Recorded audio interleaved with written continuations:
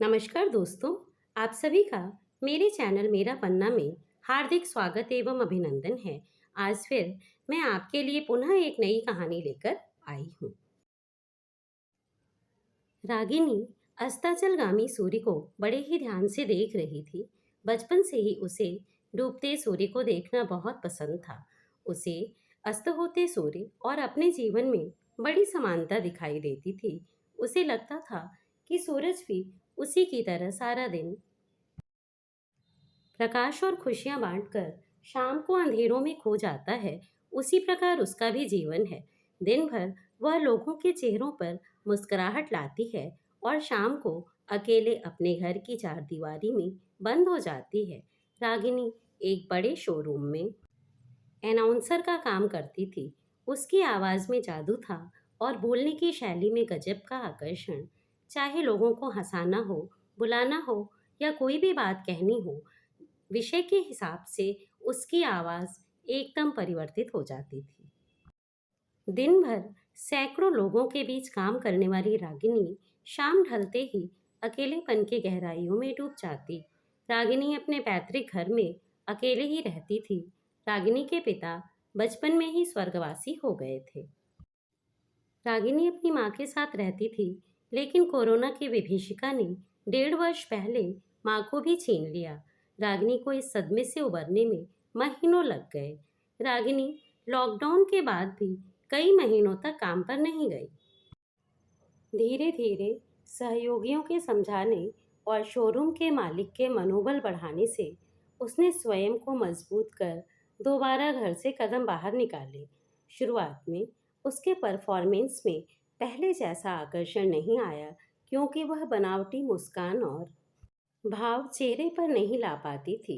लेकिन कहते हैं वक्त सब घाव भर देता है, और धीरे धीरे रागिनी का जीवन भी पटरी पर लौट आया। परंतु अपने घर में वह नितांत अकेली थी।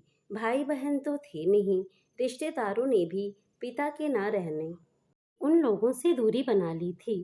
रागिनी की माँ एक स्वाभिमानी महिला थी। उन्होंने एक छोटी सी नौकरी के साथ रागिनी को पाला था और स्वाभिमान का गुण उसे विरासत में दिया था। रागिनी बड़ी ही सुघड़ लड़की थी।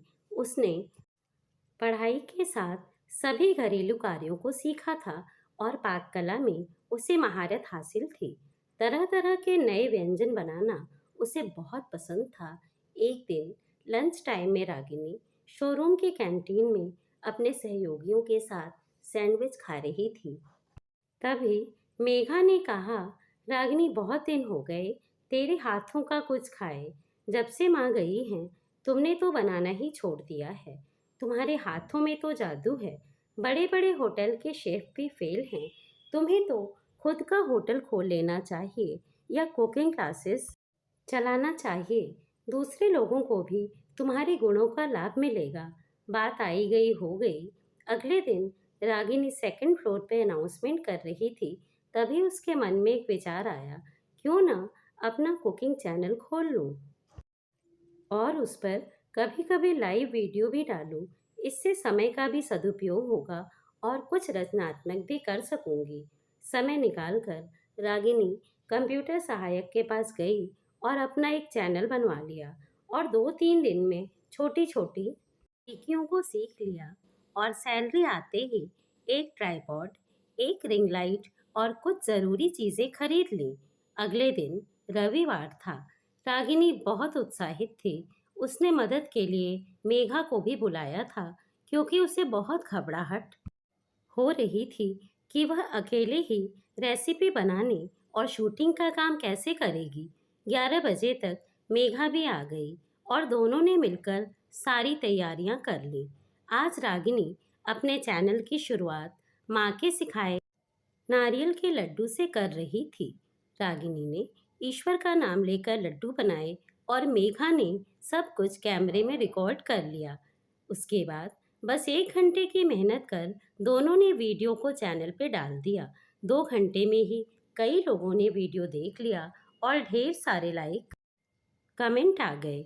रागिनी ने मन ही मन माँ को धन्यवाद दिया और आशीर्वाद लेने माँ की तस्वीर के पास गई। ऐसा लग रहा था मानो माँ की तस्वीर मुस्कुरा उठी हो और रागिनी को जीने की वजह मिल चुकी थी। रागिनी के चैनल को आगे बढ़ाने में उसकी मधुर आवाज़ का भी योगदान था। रागिनी खुश थी, बहुत खुश थी। अब वह अपने वक्त का सदुपयोग कर सपनों को उड़ान दे पाएगी। तो दोस्तों, जीना इसी का नाम है। ईश्वर की बनाई इस सृष्टि में सभी को मुकम्मल जहां नहीं मिलता। अपनी मंजिलें, अपनी खुशियाँ खुद ढूंढनी पड़ती है, क्योंकि जीना सबको पड़ता है, कभी हंसकर, कभी रोकर। दोस्तों, मेरी कहानी पसंद आए तो लाइक कीजिएगा, शेयर कीजिएगा और हम फिर मिलते हैं एक नई कहानी के साथ। नमस्कार, धन्यवाद।